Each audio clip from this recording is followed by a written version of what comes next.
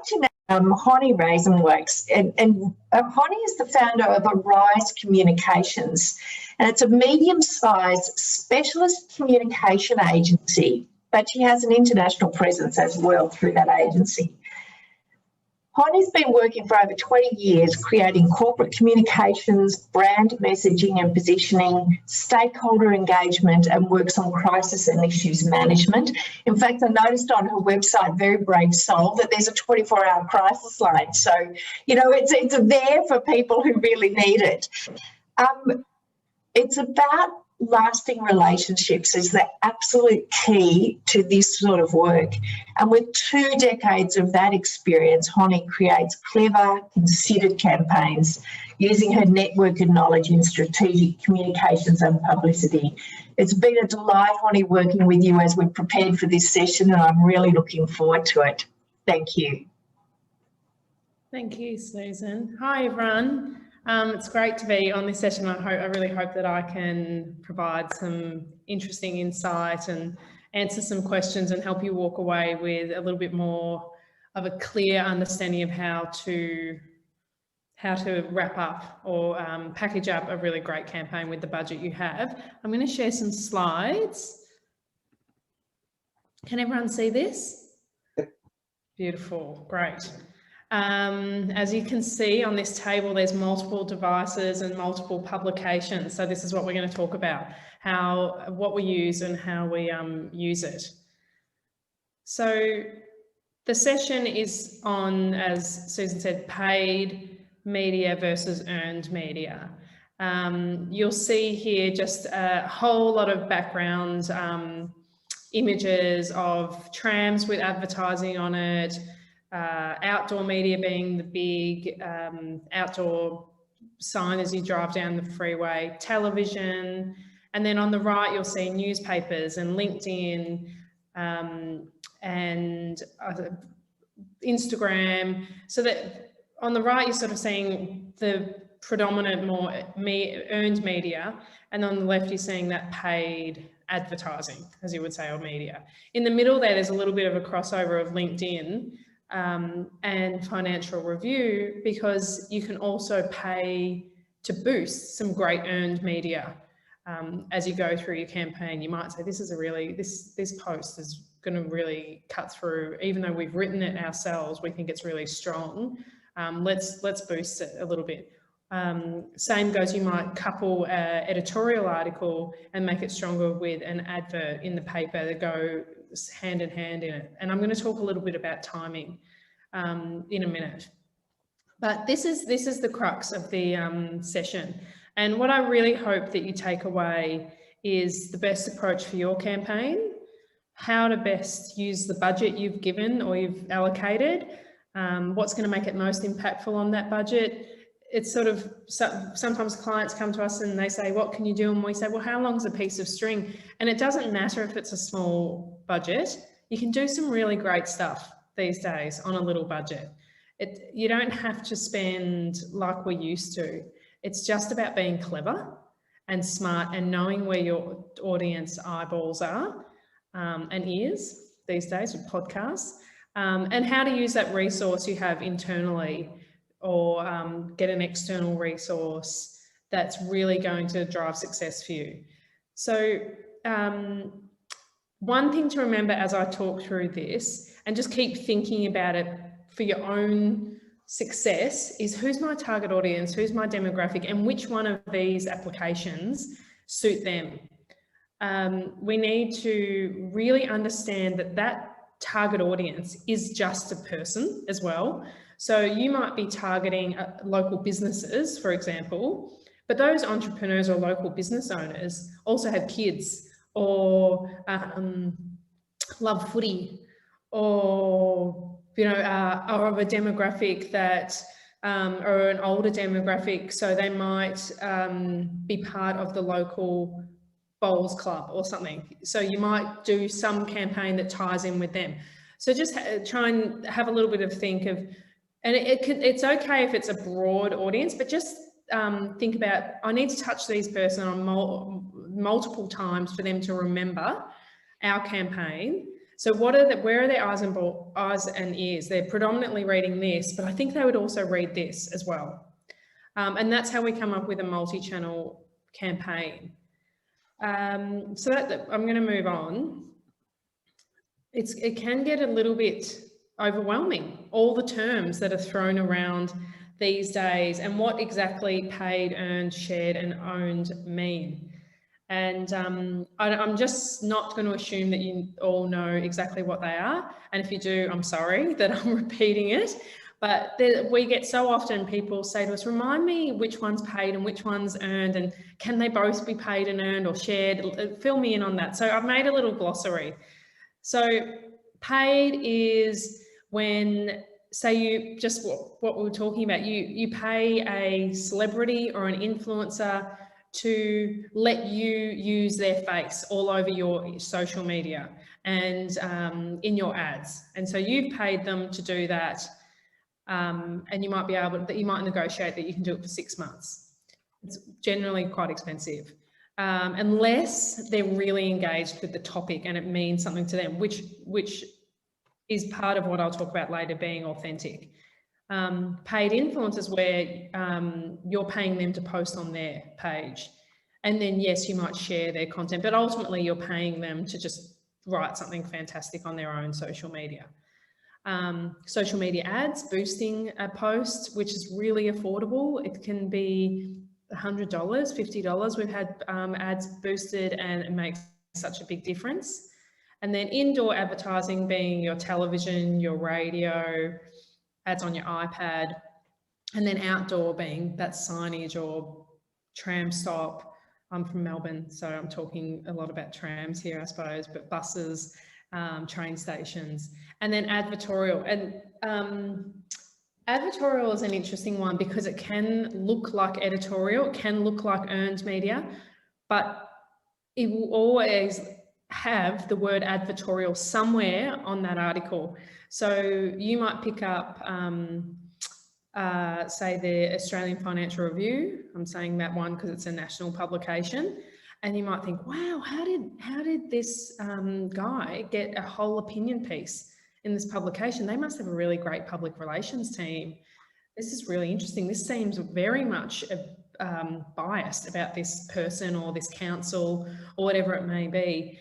But there'll be, if you look a little bit closer, there'll be the words advertorial.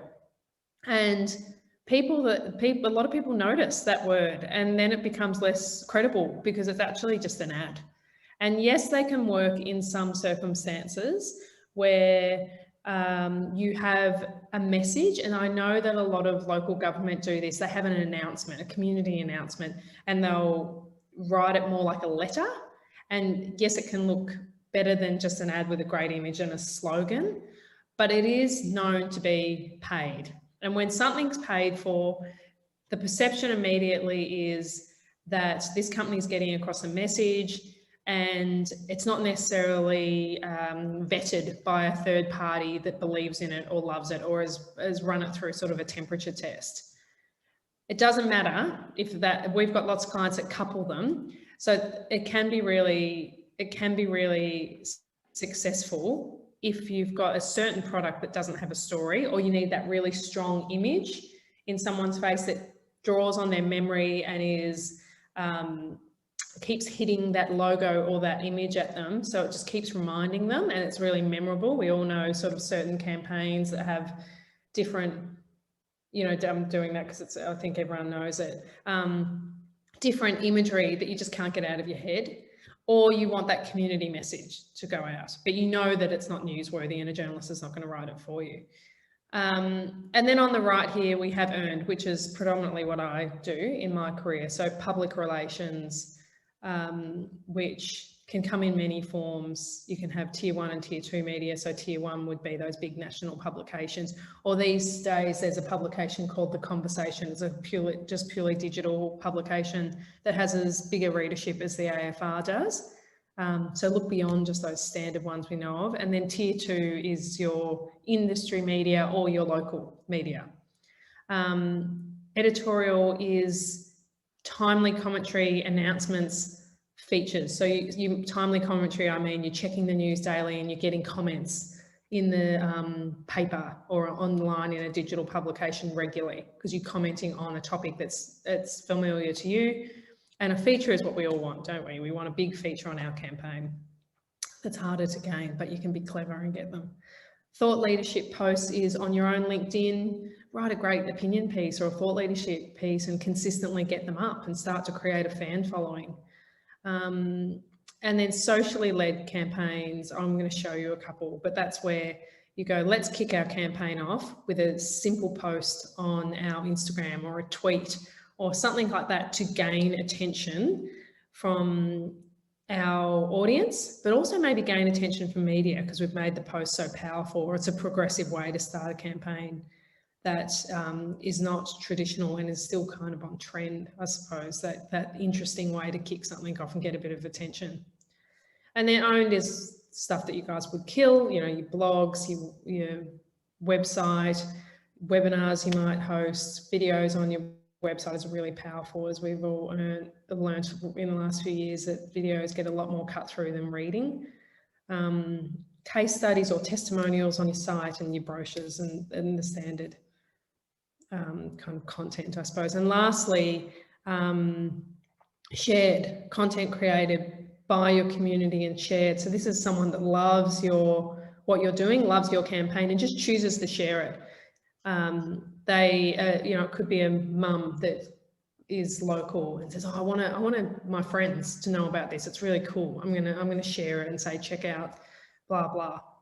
It could be a consumer review or comment under an article that's in the paper and they make a little comment about it. It could be someone sharing it across their socials. It could be someone making a comment on, if you've got an opportunity like a blog page, and people can also comment on that.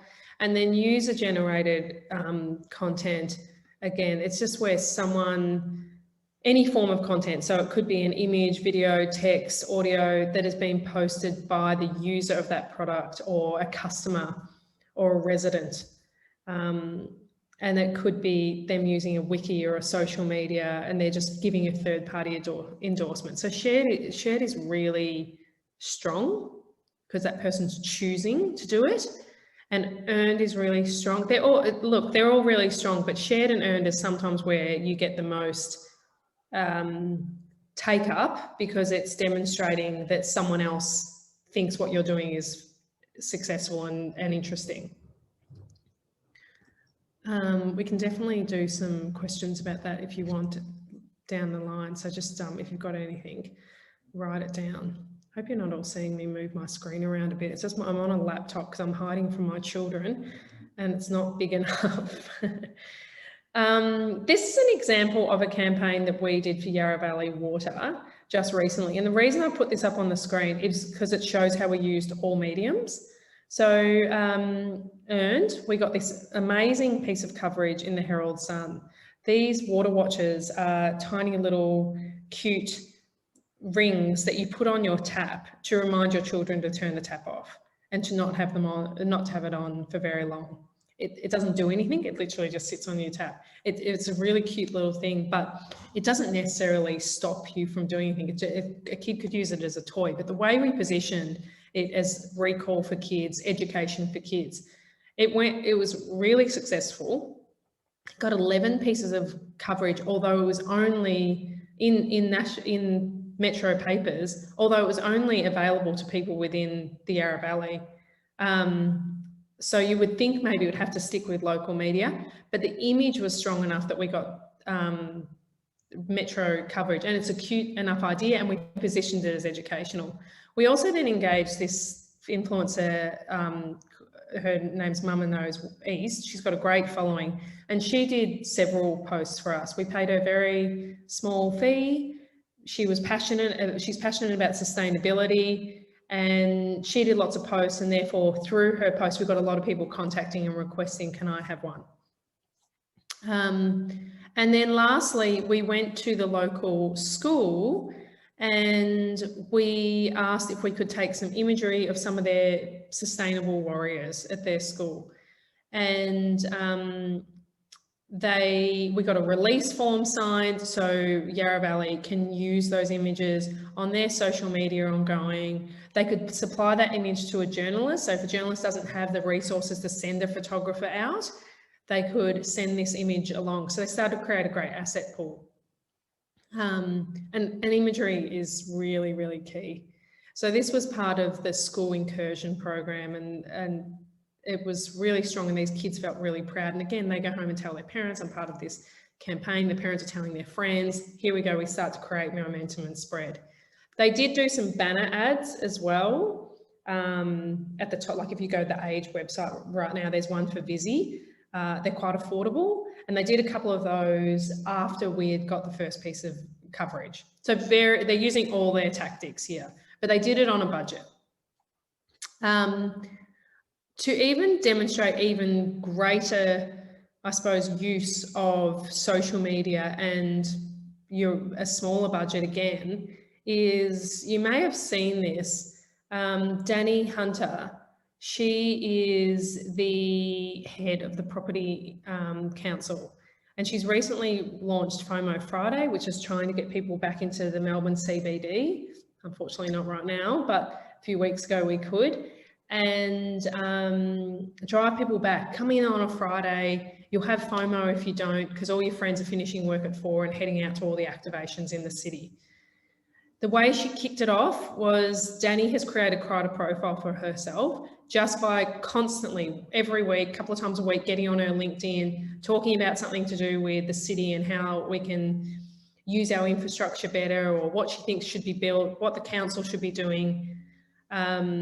And she's got a really large voice. She's in the media all the time because she just rings those journalists and pushes her point of view. But the way she kicked it off was she got someone to get her iPhone, and they filmed her talking to her iPhone about FOMO Friday.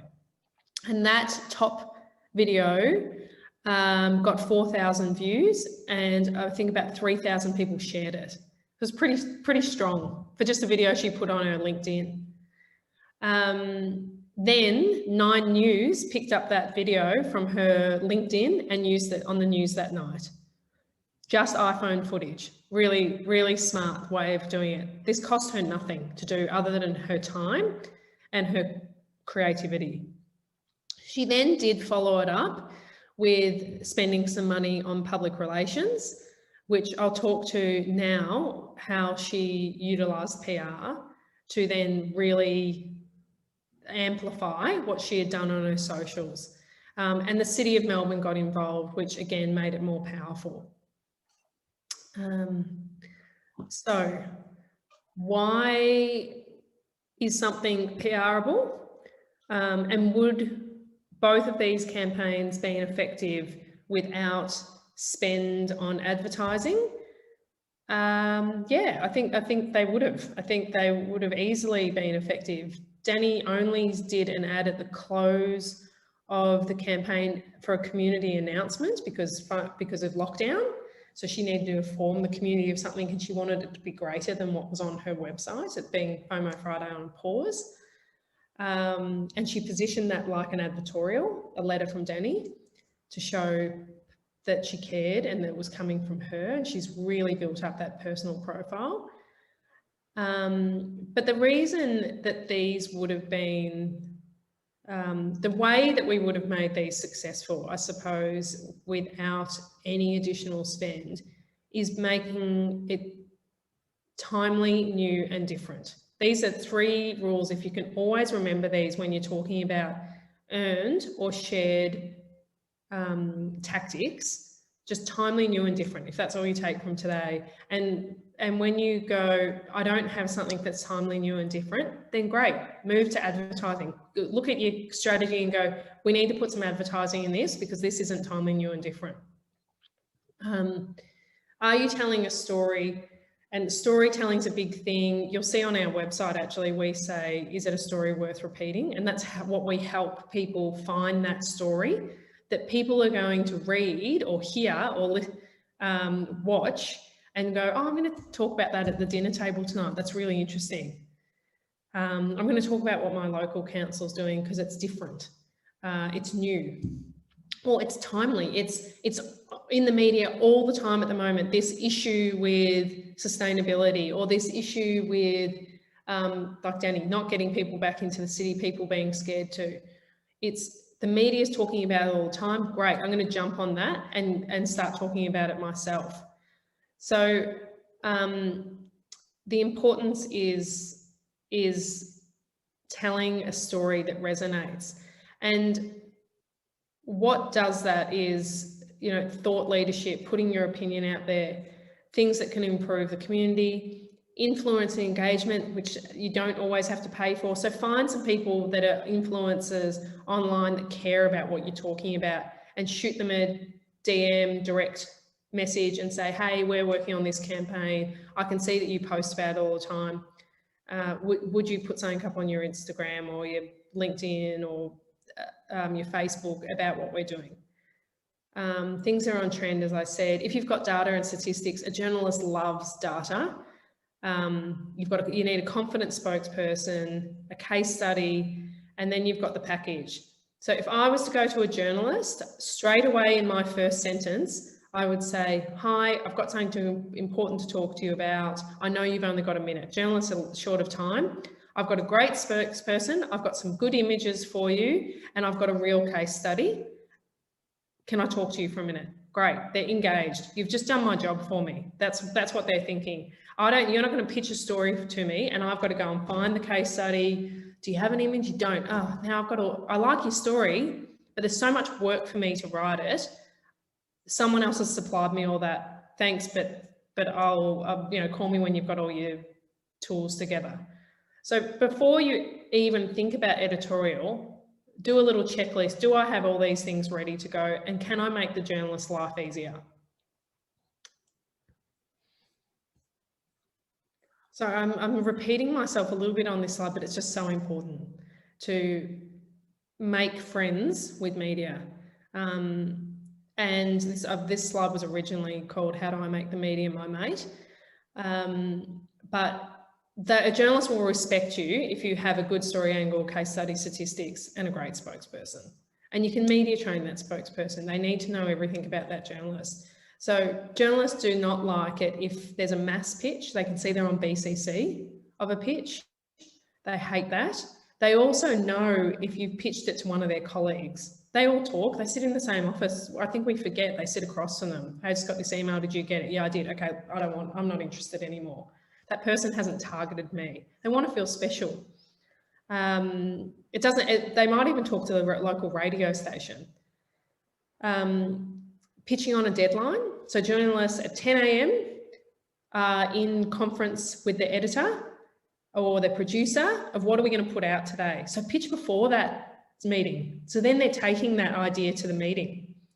Or do not pitch at 4 p.m. Again, they're submitting their story. They're filming at that time. It'll annoy them. And next time you call, they'll think you don't understand my job.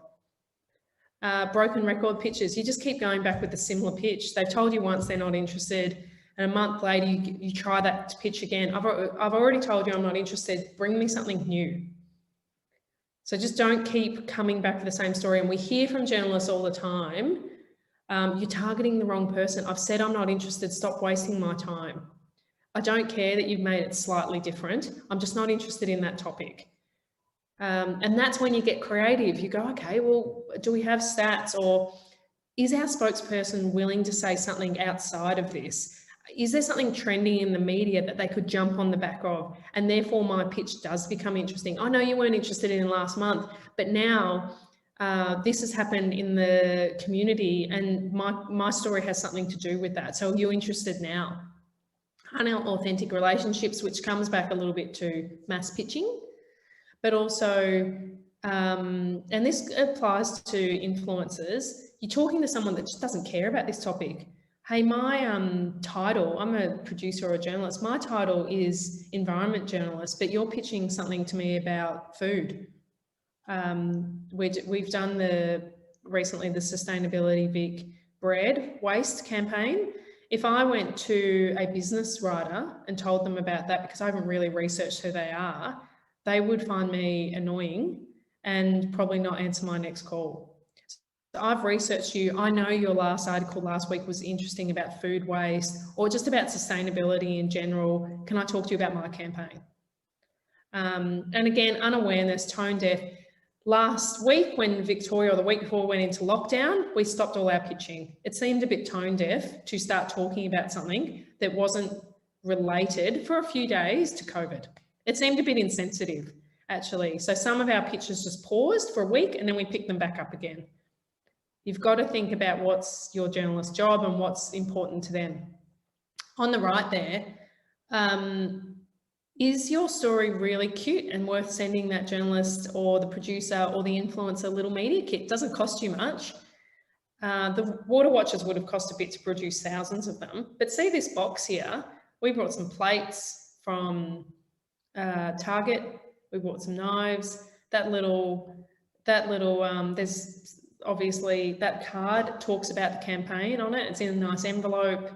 There's some lavender oil, because that was talking about a food.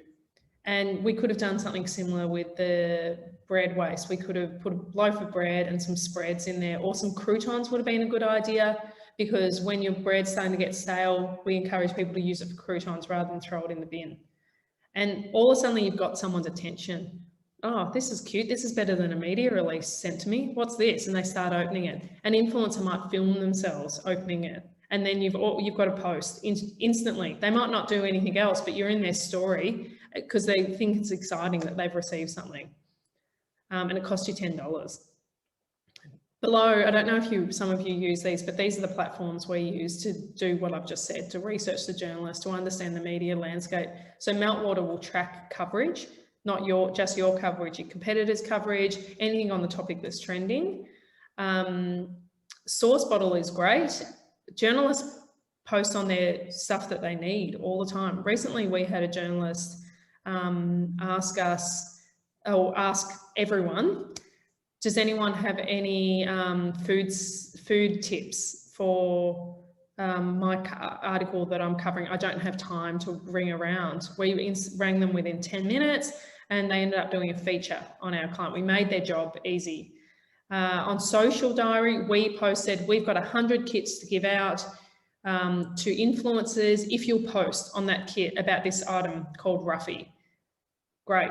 We had 150 say, yeah, can I have the kit? We posted them out. We asked our client for an extra 50. We've got 150 posts within 72 hours of people taking a photo of the kit that they got. That just made our campaign digitally led and we didn't have to do any PR at all for that client. I'm conscious of time. So coming back to my very first point, all of this will fall over. All these tips and tricks and techniques that I've just told you won't work if you don't know your audience well. Are they even looking where you've decided to base your campaign around? Do they read that? Do they listen to that? Will this message resonate with your local community? Why should locals care about what you're saying? And is it worthy of media attention? Is all the things that you want to think about. So when you're picking a social media platform, you might just look at the demographic. So Facebook, millennials, Gen X and baby boomers. It's a broad reach, so that's great. There's 2 billion monthly users, fantastic. Facebook is still going. Some people will say to us, oh, is Facebook still a thing? Yes, it's very alive and kicking, but make sure the language that you use or the story you're putting on there is relevant and to that channel is got some good media content and a really great image. You look at Instagram, millennials and Gen X. Okay, does that relate to millennials and Gen X, what I'm putting on there? And do I have some fantastic video footage or a video to put on there, because that's the predominant use of Instagram. I love LinkedIn and I think it would work really great for local councils because you're putting out an opinion, you're standing for something, you're speaking on behalf of your community to improve something or to seem like a thought leader. I think it can be really effective, and I think local councils should stand up for something for their residents. And as you can see on the right there, Young Australian of the Year. standing up to help those in need, senior Australians of the Year, the Elders, fighting for the next generation. So these are all the kind of things that I would use that are engaging, they're interesting, you'd click on it because you go, what's that about? I want to learn more. And it resonates with me because I popped that maybe on Facebook, and I've got an article in editorial in maybe my audience listens to 3AW or 2GB, and I've got the producer to talk about it because my audience is a baby boomer. And that's where they're listening to. I'll very quickly go through some of these case studies that talk about how we've utilised those techniques. So Underworks is a sock company. Who cares about socks? Well, what we did is say, let's make a digitally led campaign. Let's get a whole lot of people to post a picture of themselves with socks on and shoes, like thongs or sandals. So it looked a bit daggy. And every time someone posts, we would give a pair of socks to the homeless. We got so many people posting. We paid a couple of influencers small fees to do it. They were engaged. Great. We want to help the homeless. How can we help you? Some did it for free. Some wanted a small fee because they were such big influencers. But most said, how can we help? We'll send you a pair of socks that are Underwork socks. And if you can just post in the next couple of weeks, that would be great. Fantastic. We had thousands and thousands of people post within 1 week. And therefore, all the Sunday journalists started contacting us, not us contacting them. What's this campaign we're seeing? What's happening? 121 pieces of coverage resulted in this because it became a movement. And now we do it annually for this business. It wasn't really about the sock brand, but because they did something good, and we called it I Give a Sock, people started to respect that brand over Bonds. They started going, wow, this brand's doing something really good. Let's buy those socks. And also they click through to the website and go, oh, they've got great socks for babies, or these socks with great grip. Simply, as I talked at the start, there's some campaigns you only need to kick off with social media and they'll create their own momentum. They become a beast of their own. Robert Connors Dawes Foundation is an amazing woman that started a foundation for pediatric brain cancer. Her son died of it, and 3 months later she had this foundation up and running. It's now got national funding. It's a hugely successful business. What she's done to make it successful is use influencers. So as you can see there, Dave Hughes, Lisa McCune, Andy from Hamish and Andy, and they all do the run each year. She doesn't pay them anything. Obviously it's a charity, so people are engaged with it. But again, we're giving some kind of, as we did on sock, I Give a Sock, we created something that filled people's heart. And when we engaged each of these ambassadors, we said, will you give us 6 hours of PR? 6 hours of talking to a journalist about why you're doing this, your healthy diet, how you keep healthy so you can keep running, little things that were cute to them. And all of them, well, probably 90% of the ambassadors said, yeah, sure, I'll do 6 hours worth of PR for you. So we got their quotes in media releases. We got a couple to turn up at the launch events of this year's Connors Run, where you can register online so we could get people going, oh, I'll go down and register on the iPads down at the park because I get to meet this celebrity. And the last one that I popped in is this, just to show how effective one piece of coverage can be. So Caravan Crusaders, their objective at the moment is to raise funds, not necessarily for more people to buy caravans. So they wanted a business piece. We can get them really easy, 5 top tips to caravanning, best caravan parks to travel to. We partnered up with a couple of the big 4 caravan parks and did a collaboration with them. That stuff's obvious, but it's effective, really effective. But they said, we want some investment, we want some capital. It was really hard to get a business piece on a caravan company for a journalist at The Australian to think it's worthy, but we gave them lots of stats and we gave them some financials. this company has grown X% in 2 years, which was really impressive. Our forecast is to grow this percent or to engage this amount of people. And the journalist said, okay, you've given me some stats, great. And you've given me a great spokesperson, let's go. The reason I showed it is this, we got one piece of coverage in the Australian and all these publications on the right syndicated it. And they either syndicated it verbatim or they took pieces from that coverage and wrote a new article.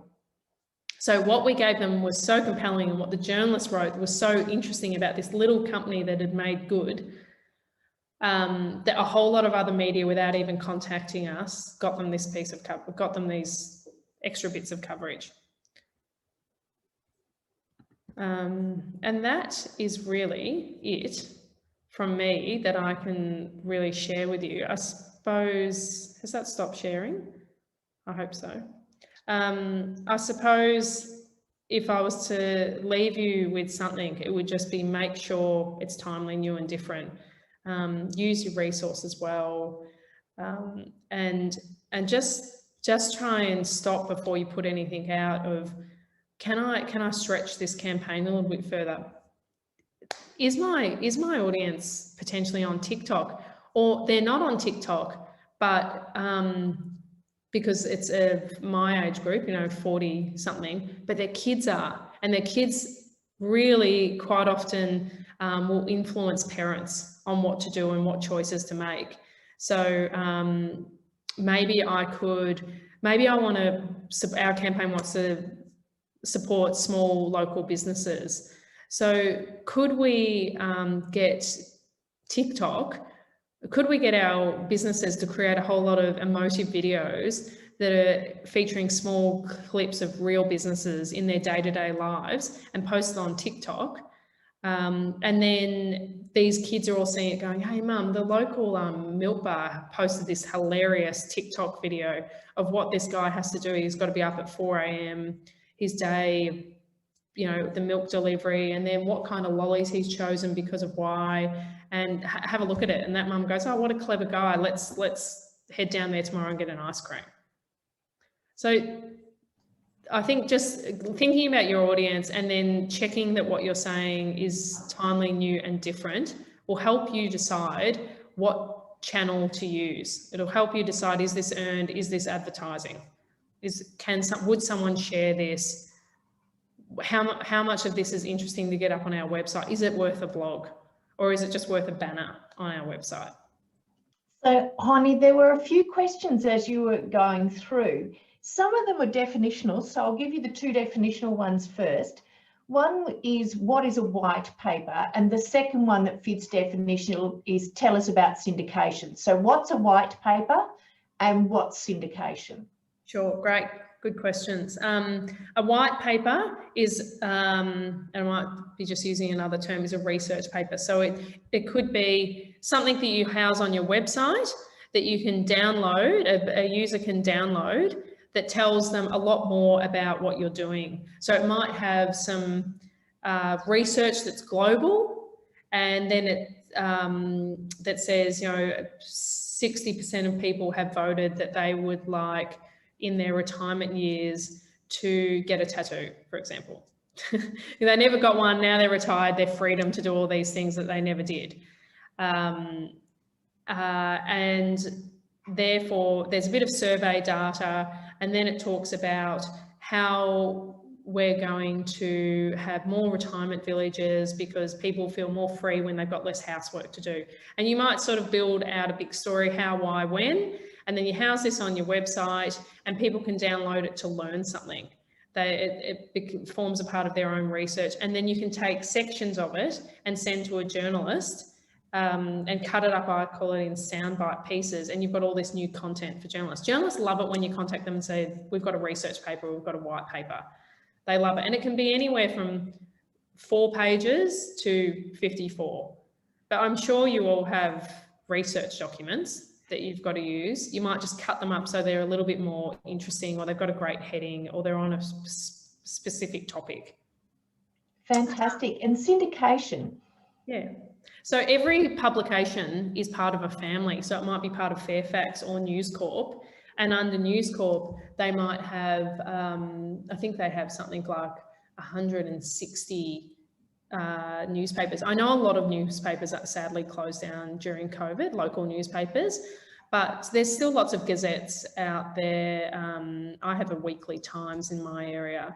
A lot of areas will still have a local paper somewhere. But say, if a story is strong enough and you get it in a local paper, the metro paper that's associated with that local paper, so The Age is associated, or the Sydney Morning Herald, might also publish it. They have a house on their internal website, which all stories are covered off, and journalists can pick and take stories from it.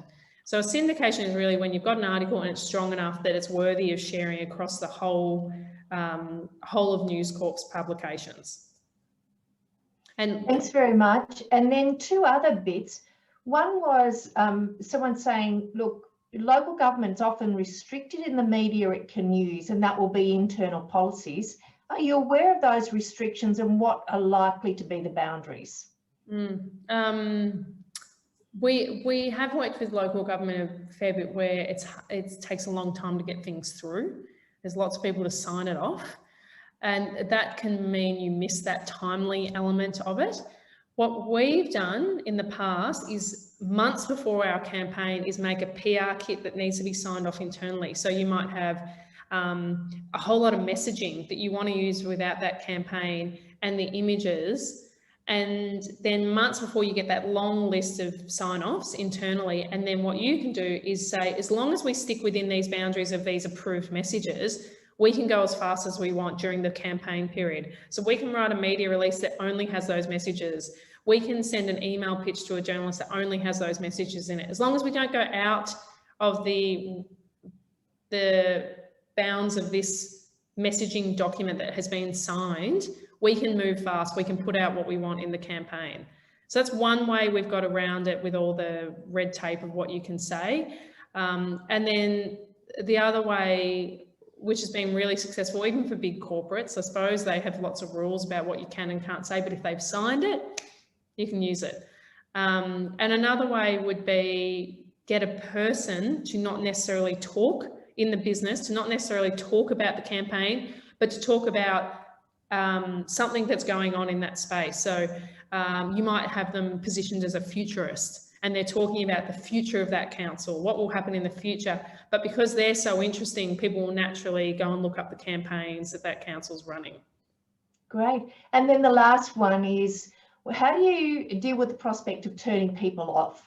So, for example, the FOMO campaign for an individual on the chat was saying they found the FOMO campaign extremely offensive because it's driven by consumerism.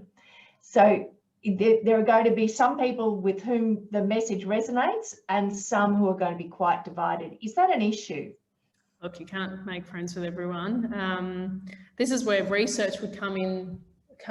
Is the target audience predominantly going to be engaged with this? And also the language you use. I suppose what we're doing is trying to help small businesses in the CBD.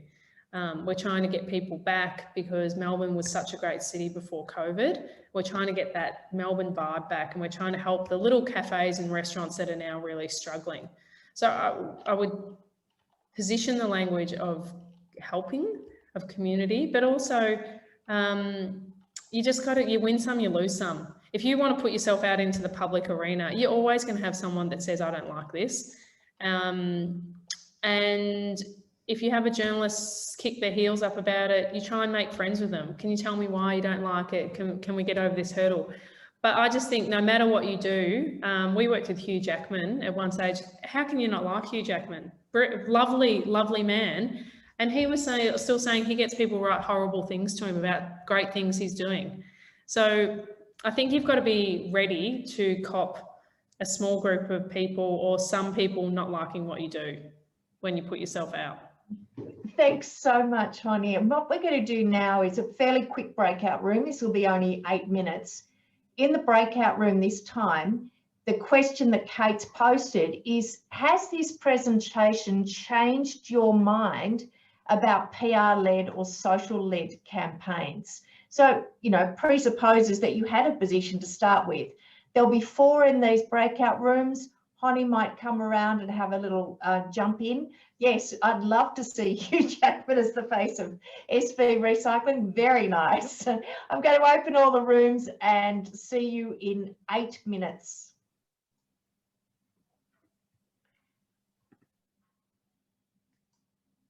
I think Linda and I were just finishing chatting, but I think the consensus that I heard is that everyone would love to be able to use these tools, but they've got this ceiling, and maybe not being listened to by the marketing and comms team, and so have limited ability to roll out some of these things. You feel you've got a great story to tell, but your comms team's so busy that they're not really making it a priority for them.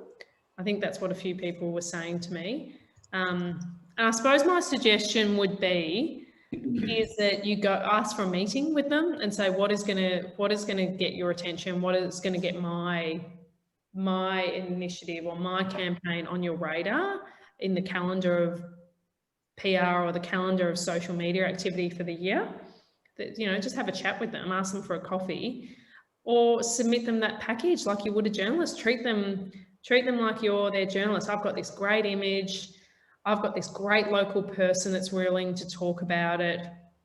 I know that one of our spokespeople internally is really passionate on this subject, and I've done a survey to even get this campaign up, and here's a little bit of data from it. If I was the internal comms manager, I would say, wow, good on you for putting a package together and not just writing me an email with a couple of sentences in it. You've gone to a lot of effort. Let's have a look at this. You've also made my job quite easy, because you're not asking me to do something for you, but I've got to go and find all the elements of that story. You've given it to me on a platter. I know that you would each have your own individual problems, and it's probably something I need to speak to you each specifically about, because everyone's challenge will be slightly different. But overarching, I would create a package for that internal person that they can't refuse. Thank you. And then the last question is a little bit of a research question, but any good ideas to find local influences in local areas without having to go back to a media agency? Yeah. So on Instagram, there is a function that you can do geo-targeting. If any of you got kids that are teenagers, ask them to show you it. But you can also, you would see that you can search hashtags. And so you can put in the hashtag that's relevant to your topic. That will then bring up a whole lot of people that are using that hashtag the most. And normally those hashtags are those people that will come up first on the list will have some influence. If you go then click on them, if they've got over 6,000 followers or 5,000 followers, that's pretty good. Just check that they've got no skeletons in the closet, like they haven't posted something 6 months ago about themselves that is a bit sort of controversial, a bit political, or they've got a bikini shot or something. You know, sometimes that can be a bit. Google their name to make sure they've never been in local media if they're getting in trouble for something. I always make sure I check their background. But there's a lot of functionality in the back end of Instagram and Facebook where you can geo-target people. Even if you Google how do I do geo-targeting on Instagram, it'll give you steps. But then those platforms I showed, Talem and all the likes, have functionality. But ask your comms manager, are we subscribed to any of these social media platforms that are social media analytics? Talem is one that's really good. Thank you so much. There is still a question.